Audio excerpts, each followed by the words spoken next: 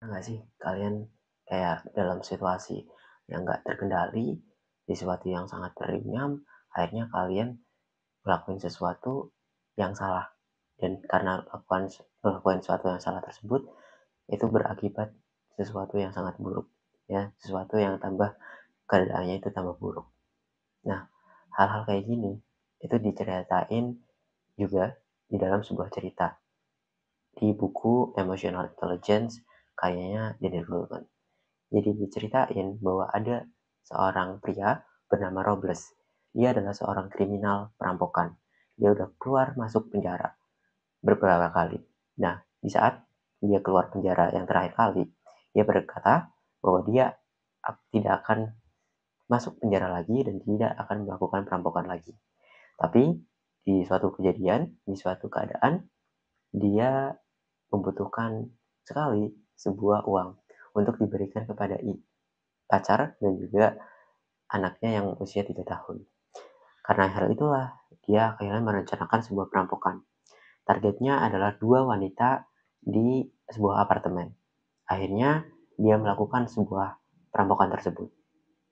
Dia menyekap 2 wanita tersebut, kemudian mengikat wanita tersebut, dan pada saat mengikat tersebut, dia merampok barang-barangnya. Namun, salah satu di antara wanita tersebut itu mengatakan kepada Robles bahwa silakan lakukan apa aja yang kamu mau. Silakan ambil barang apapun yang kamu mau. Temanku sangat pintar dalam mengingat wajah seseorang dan dia juga pandai menggambar wajah seseorang. Nah, temanku akan menggambar wajahmu dan mengirimkan kepada polisi dan polisi akan segera menangkapmu dengan cepat.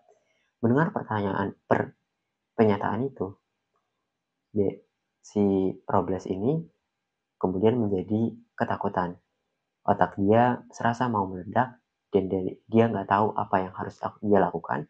Emosinya meledak, ya. Akhirnya dia melihat sebuah botol kaca, dia pukulkan botol tersebut ke kepala wanita itu. Dan akhirnya wanita-wanita tersebut pingsan.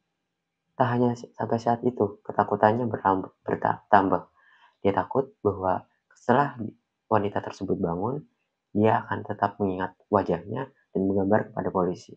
Akhirnya dia menyayat wanita tersebut, kemudian memotong-motong dan akhirnya membunuh 2 wanita tersebut. Nah, karena kejadian itu, Robles kini dipenjara dan dikenai hukuman yang sangat lama dibandingkan kalau misalkan dia hanya merampok.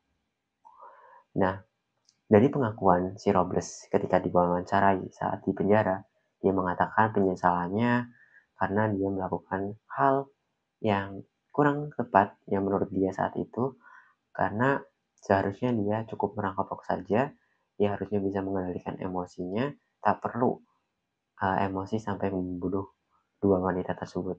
Tapi dia mengatakan bahwa keadaannya begitu sangat menekan, bahwa otaknya serasa mau meledak, ya, emosinya benar-benar memuncak.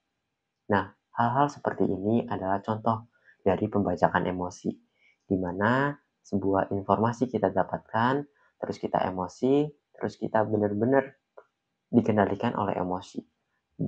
Bahwa diri kita dikendalikan oleh emosi, tanpa kemudian diproses terlebih dahulu di dalam otak untuk berpikir lebih rasional. Nah, hal-hal kayak gini itu sebenarnya nggak selalu buruk. Kayak misalkan kita secara reaktif ketika mendengar teman kita ngejokes, kita tertawa terbahak-bahak. Nah, itu adalah contoh yang ya nggak buruk gitu ya. Nah, hal-hal kayak gini itu juga dijelasin dalam buku ini bahwa dalam kita menerima informasi itu ada bagian talamus, kemudian ke neokorteks, kemudian dari neokorteks itu ke amigdala. Ya, talamus itu mencerna informasi dari visual ke bahasa otak, kemudian neokorteks itu membaca, memvalidasi informasi tersebut apakah benar atau tidak, kemudian dipikir apa yang harus dilakukan secara tepat. Nah, baru ke amigdala merupakan bagian respon emosional yang membuat kita bisa mengungkapkan rasa emosional kita, ya, hubungan emosional kita secara lebih tepat dan secara lebih bijak, ya.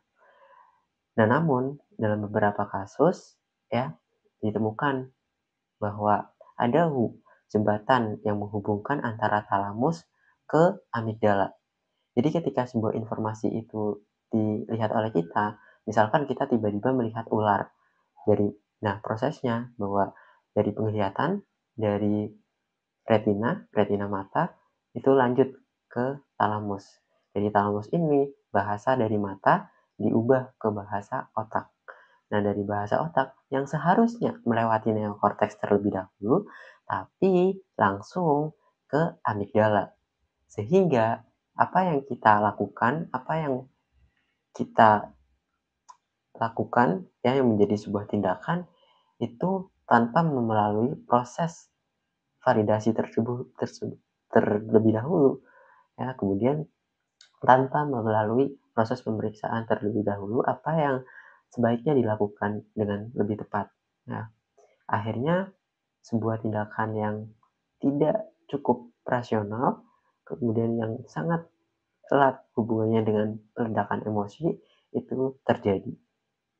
Nah, hal-hal semacam ini itu juga banyak kasus-kasusnya. Nah, ada lagi cerita menarik nih, bahwa ternyata kita itu,